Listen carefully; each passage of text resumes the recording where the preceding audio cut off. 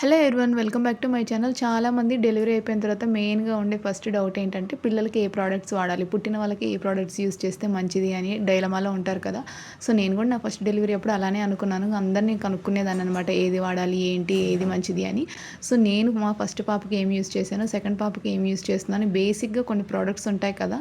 So, రెగ్యులర్‌గా use చేయాల్సినవి. So, అవైతే మీతో షేర్ చేసుకుంటాను. వీటి వల్ల ఏమేం బెనిఫిట్స్ కూడా ఉంటాయో మీతో షేర్ చేసుకుంటాను. సో, నేను కూడా కొత్తలో తెలియక అన్ని చాట్‌జీపీటీని ఇంకా తెలిసిన వాళ్ళకి అడిగేదాన్ననమాట. ఇది మంచిదేనా ప్రోడక్ట్? ఇది బ్రాండ్ మంచిదేనా? యూజ్ చేయొచ్చా అని.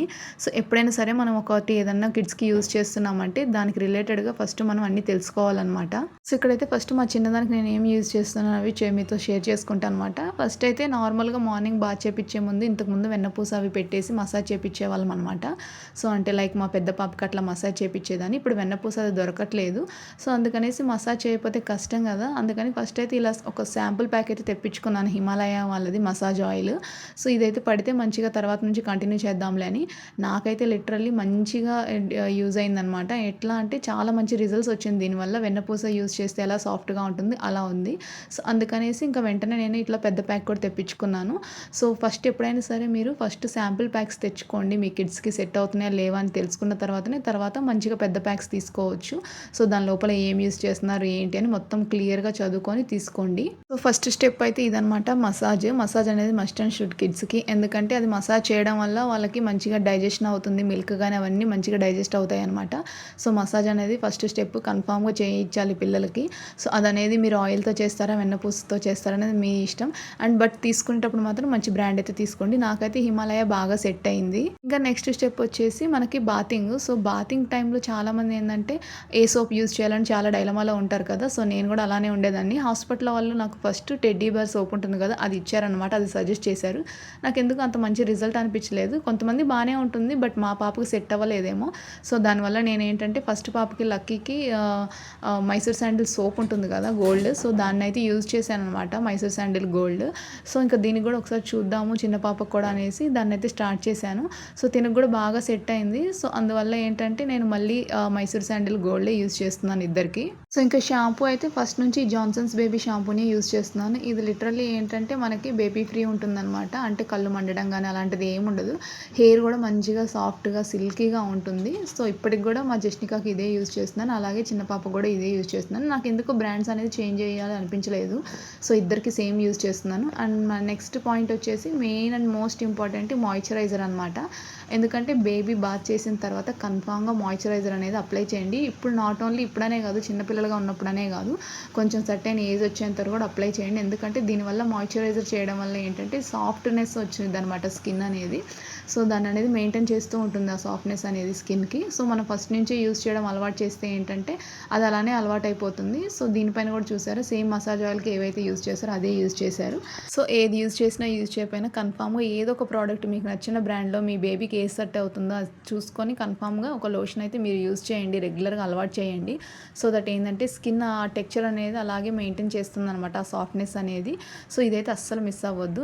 దెన్ తర్వాత చాలామంది ఏంటంటే పౌడర్ యూజ్ చేస్తూ ఉంటారు కదా! ఎక్కడ పడితే అక్కడ ప్యాచెస్‌గా పౌడర్ అనేది అప్లై చేస్తూ ఉంటారు.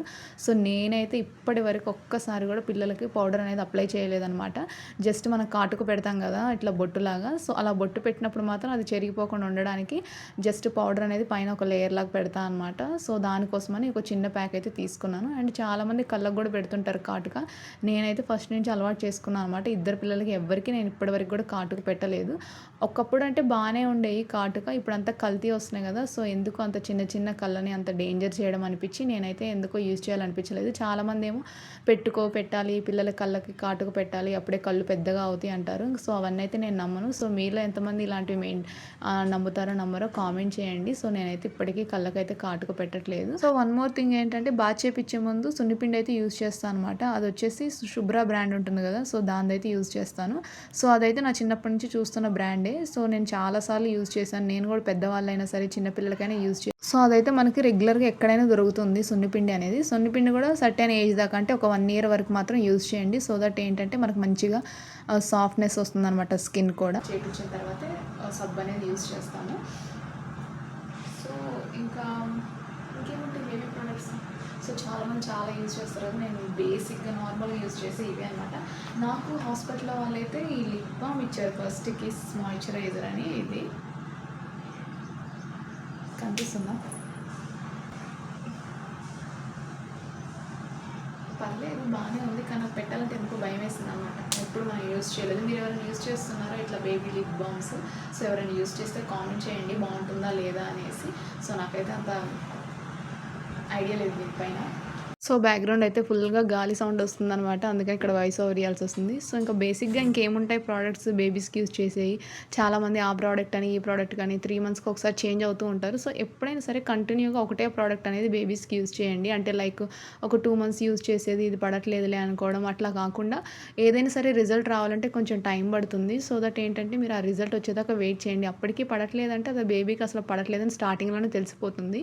సో అలా కాకుండా చాలామంది ఏంటంటే వెంటనే బ్రాండ్స్ అనేవి చేంజ్ చేస్తూ ఉంటారు. సో అలా కాకుండా రెగ్యులర్గా ఒకటే బ్రాండ్ ఒకటే అనేది మెయింటైన్ చేయండి.